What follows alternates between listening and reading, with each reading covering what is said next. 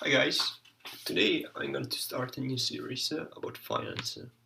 Particularly, I will review books about finance, starting with Intelligent Investor by Benjamin Graham. Benjamin Graham is considered the father of value investment, and he was also the professor, the employer, and the mentor of Warren Buffett, who is by many considered the greatest investor ever existed. So, Warren Buffett himself defines The Intelligent Investor as by far the best book on investment ever written. So I think that The Intelligent Investor is a must-read for anyone who is interested in finance. In this series, I will discuss chapter by chapter the Intelligent Investor and the main ideas behind each chapter. So I will start, of course, with chapter 1. In chapter 1, Benjamin Graham discusses a couple of distinctions. The distinction between investment and speculation, as well as the distinction between defensive investment and aggressive investment. So let's start by the definition of investment, which is an operation where there is a thorough analysis, an operation that promotes the safety of principal and promotes an adequate return. In another book by Benjamin Graham, Security Analysis, thorough analysis is described as a study of the circumstances in the light of established standards of safety and value.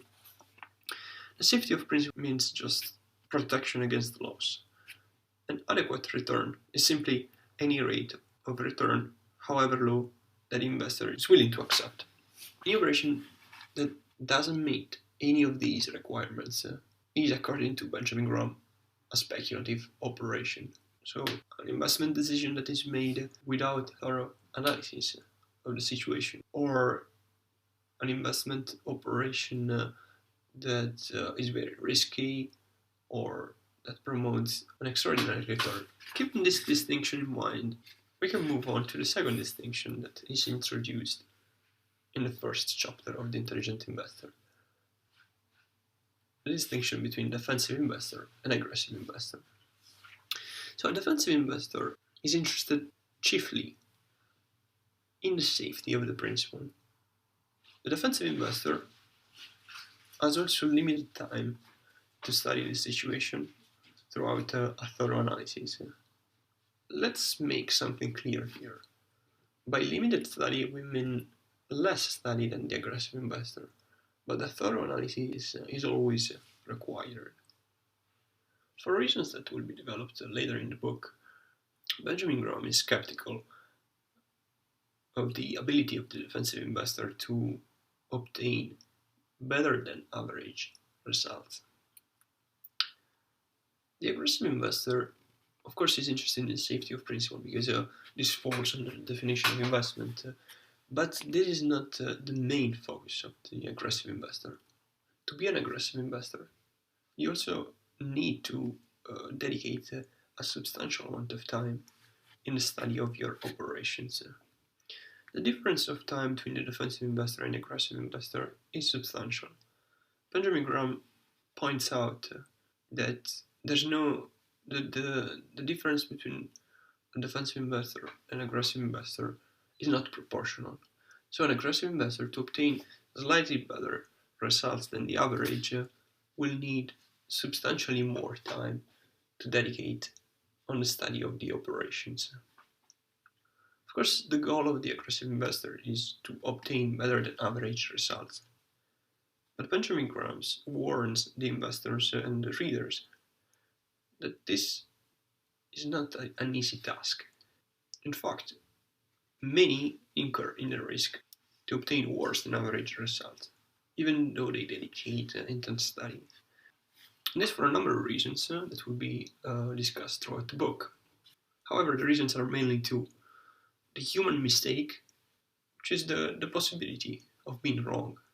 And of course, for long-term investment, the possibility of an error is way greater. Another problem faced by the aggressive investor is that many times the current market price may already reflect what the aggressive investor is anticipating. So if the aggressive investor is making an operation based on some information that is publicly available, the market may already fully reflect what he is anticipating. So, before we end our discussion of the main principle dealt with in the first chapter of the Intelligent Investor, I'd like to include also a few strategies and practices available for the defensive investor. So the defensive investor may decide to pick and choose a diversified portfolio of safe stocks. This is the first approach.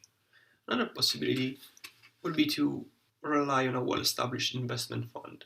A third possibility, if the defensive investor has substantial funds, is to use the services of a recognized investment counsel firm. And finally, a third device is dollar cost averaging, which basically means simply that the individual invests in common stocks the same amount of money every fixed period of time, which can be a month, 6 months, each quarter. Throughout this device, the investor is buying more shares when the market is low and less shares when the market is high, and he is likely to end up with a satisfactory overall price for all his holdings. While Benjamin Graham recognizes the value of dollar cost averaging, he also realizes that in practice it's very hard to find a situation where someone is able and capable to invest the same amount of money for an extended period of time. Alright, so thank you for watching, and don't forget to subscribe and watch my other videos. Bye everyone.